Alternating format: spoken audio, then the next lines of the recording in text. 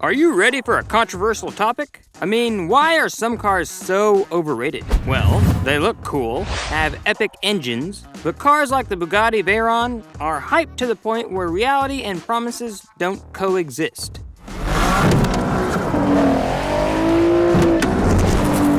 Welcome to Infinite Mileage, where I take a look at cars that some people might have put on a pedestal as all-time greats. If you're new to the channel, don't forget to smash the subscribe button so you don't miss out on awesome car content just like this. Starting things off, we have the Bugatti Veyron. Let's kick things off with the Bugatti Veyron, the big boy of hypercars. This car was like a rock star before it even hit the road. I mean, we're talking about a 985 horsepower beast that could touch 250 miles per hour without breaking a sweat, all while making the driver feel like royalty. Sounds like it set a new standard, right? Well, to be fair, the Veyron did raise the bar in some areas. It pretty much nailed its goals and was at the time the world's greatest GT. But just being refined and blazingly fast doesn't make a car amazing. The Veyron, despite its impressive stats, had its quirks. It was on the heavy side, and despite its all-wheel drive and smooth ride, it didn't quite deliver that hypercar thrill. It was like the guy at the party who looks amazing but doesn't quite dance like you'd expect. While it may have set records, it didn't always set hearts racing in the handling and excitement departments. Next, we have the Nissan GTR, all generations. Let's take a moment to dissect the legacy of the Nissan GTR, from the classic Skylines to the modern R35 GTR, and address some of the wild expectations it cooked up. In reality, many of those vintage Skyline GTRs, while impressive, aren't exactly light. They're less agile, and their engines might not be as thrilled about hitting 4-digit power figures as some diehard fans believe.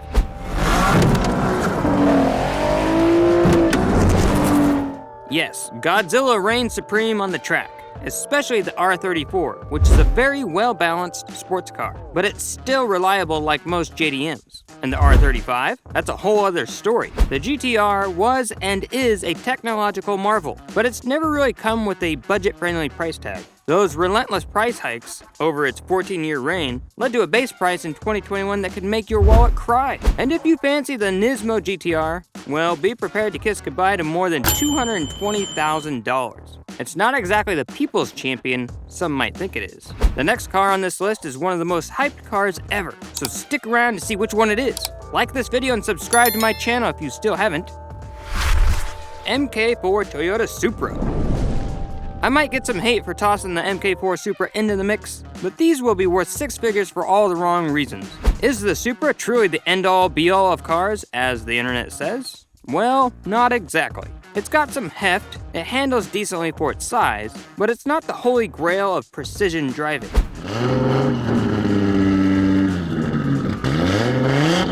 In reality, it played the role of a charming GT, but came with a price tag that didn't exactly keep Porsche executives up at night. Now, allow me to give credit where it's due before you come at me with those pitchforks. That engine is a beast. Unlike the Nissan RB motor, the JZ engines are like the Chuck Norris of the automotive world, tough as nails. But being a 1,000 horsepower traffic light Grand Prix winner doesn't automatically crown it the greatest car ever made. Old Land Rover Defenders. When Land Rover unveiled the new Defender, the internet was flooded with critics claiming it could never live up to the original. But recreating the original Defender as it was in 2023 would be a bit, well, crazy.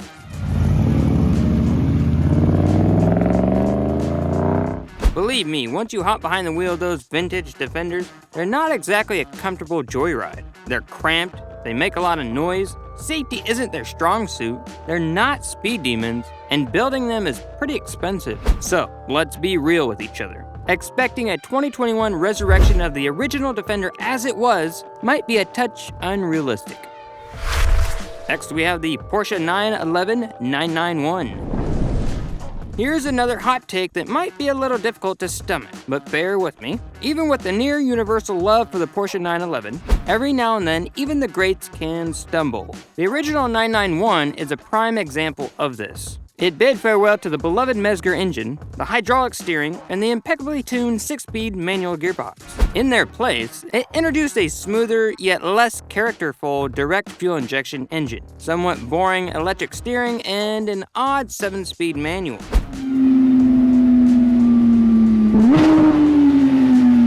Besides, the 911 Carrera wasn't at its peak performance in 2012. Of course, there are other instances like this in the Porsche 911's history, but the key takeaway is that unless you pick the right 911 model, your expectations might not align with the reality you experience. BMW E30 M3. Even though it might sting a little for some BMW fans, the E30 BMW M3 might just be one of the less impressive M3 models out there. Now, why is that, you ask? Well, it's got a few strikes against it. For starters, it's packing a beam rear axle that isn't exactly the epitome of modern suspension tech. Plus, you can trace some of its underpinnings back to the 1960s underneath that iconic skin, which is like wearing vintage clothes, but not in a cool way. And let's not forget that race-bred engine. Sure, it was a champ on the track, but on the road, it was a bit like trying to use a racehorse for your daily commute. Sometimes the legend doesn't quite live up to the hype, but hey, it's all part of the journey. Jaguar EType. The E-Type, often praised as one of the most stunning cars ever created, certainly turns heads with its beauty. But when you peel back the glamorous exterior, it's a different story.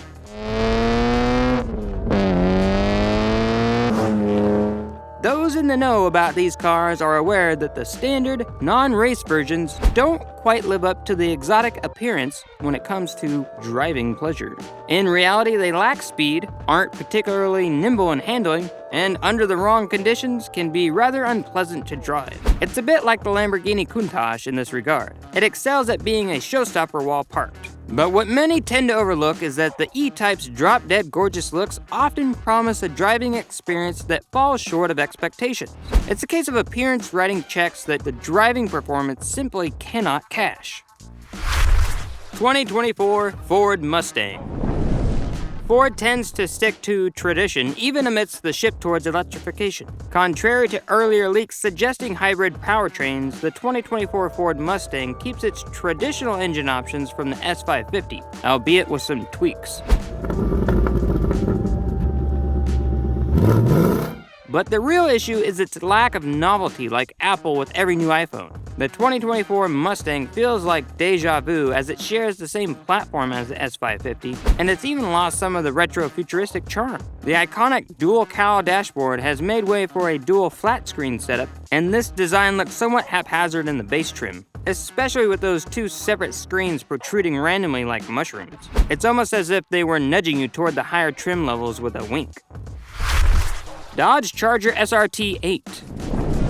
The return of the Dodge Charger was like music to the ears of muscle car enthusiasts across the United States, and the spotlight was on its mighty Hemi engine. But the excitement soon gave way to millions of people complaining after realizing that it was basically a dolled-up Chrysler 300C. Sure, this Charger had a 6.1-liter V8 powerhouse pumping out 425 horsepower under the hood, enough to sprint from 0 to 60 miles per hour in a brisk 5.1 seconds.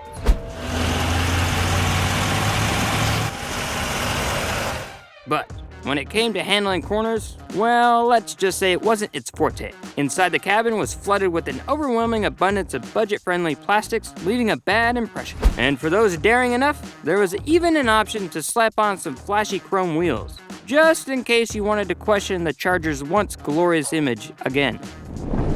That's all for today's episode. Which one of these cars, besides the Supra, do you think doesn't deserve to be on this list? Let me know in the comments below. I love hearing your thoughts, and I hope you enjoyed the video. If you did, give this video a big old thumbs up. And don't forget to hit the subscribe button and hit the notification bell. I'll see you next time with a brand new video. Till then, take care.